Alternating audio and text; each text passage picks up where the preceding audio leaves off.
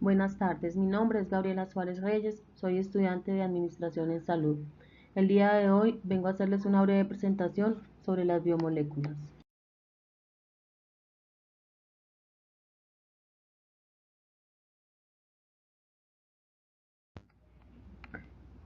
Existen 4 tipos de biomoléculas orgánicas: los carbohidratos, los lípidos, las proteínas y los ácidos nucleicos.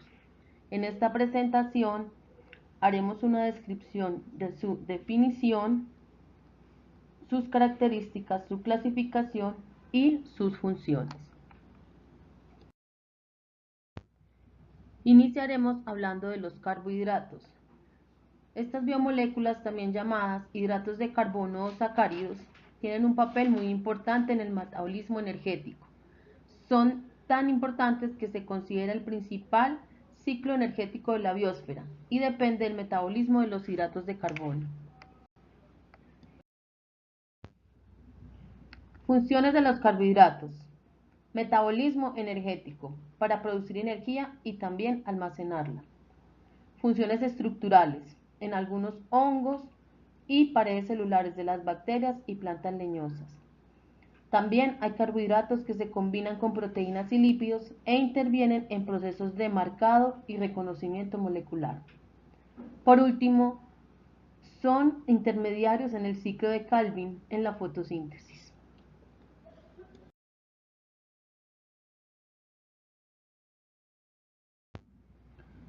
Los carbohidratos se clasifican en monosacáridos, oligosacáridos y polisacáridos.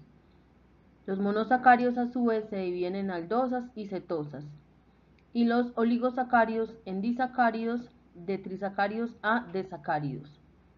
Cada cual tiene un subgrupo dividido en triosas, tetrosas, pentosas y hexosas. Los monosacáridos tienen una sola unidad molecular, el más conocido, los azúcares. Entre los ejemplos está la fructosa y la lactosa. Los oligosacáridos es la unión entre 2, 9 o hasta más de 20 monosacáridos según algunos autores. El más común de los disacáridos son la sacarosa y la lactosa. Por último están los polisacáridos, que es la unión de gran número de monosacáridos unidos entre sí por enlaces glucosídicos. El más conocido es el glucógeno.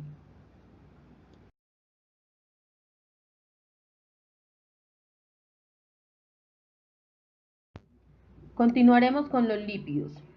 Estos son formaciones moleculares que sirven como reserva de energía y son la base de las estructuras bióticas. Son un grupo heterogéneo de sustancias orgánicas que se encuentran en los organismos vivos. Son biomoléculas formadas por carbono, hidrógeno y oxígeno. No son solubles en agua, sino en disolventes orgánicos, y son mal llamados normalmente las grasas.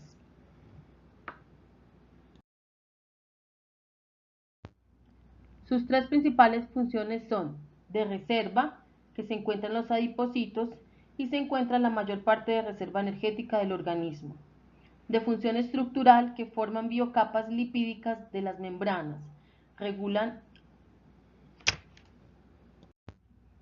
Sus principales funciones son de reserva, las cuales se encuentran en los adipocitos, donde se conserva en el organismo una gran reserva energética; de función estructural, que forman biocapas lipídicas de las membranas recubriendo órganos y le dan consistencia o protegen mecánicamente, como el tejido adiposo de pies y manos.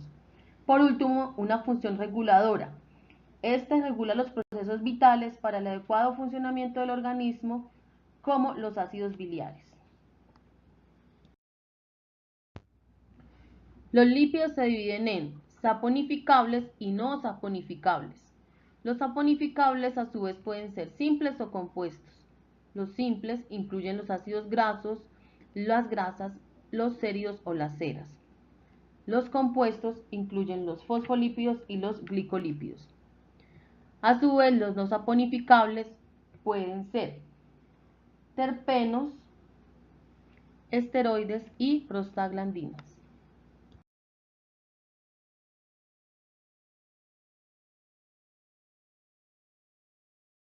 Los saponificables simples Continuamos con los ácidos nucleicos. Estos son moléculas compuestas principalmente por carbono, hidrógeno, oxígeno, nitrógeno y fósforo. También son polímeros formados por compuestos más simples denominados nucleótidos. Y cada uno de estos está compuesto por un subgrupo de fosfato, una pentosa de ribosa o desoxirribosa y una base nitrogenada. Ellos dirigen y controlan la síntesis de proteínas, proporcionando la información que determina su especificidad y características biológicas, y contienen las instrucciones necesarias para la información hereditaria. Las funciones de los ácidos nucleicos. Como primero tenemos la duplicación del ADN, que sirve para transmitir información hereditaria y se realiza a través de los cromosomas. Como segundo tenemos la transcripción, que es el proceso por el cual se transmite la información contenida en el ADN al ARN y se reconoce un sitio específico de la molécula de ADN en el que se van a unir las enzimas. El tercero es la traducción, es el proceso de síntesis de proteínas llevado a cabo en los ribosomas, a partir de la información aportada por el RNA mensajero, que es a su vez una copia de un gen. Por último, tenemos la capacidad de mutación, que consiste en un cambio de la información genética y esta a su vez produce un cambio en las características del ser vivo. Los ácidos nucleicos se dividen en ADN y en ARN. El ADN está formado por 4 bases nitrogenadas, pentosa y fosfato, y el ARN está formado por 4 bases nitrogenadas, purinas, adenina y guanina, pirimidinas, citosina, uracilo y ribosa.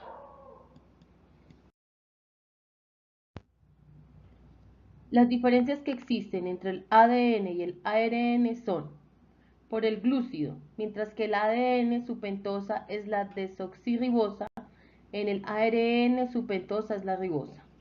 En el ADN, por las bases nitrogenadas que son de adeína, guanina, citosina y tiamina.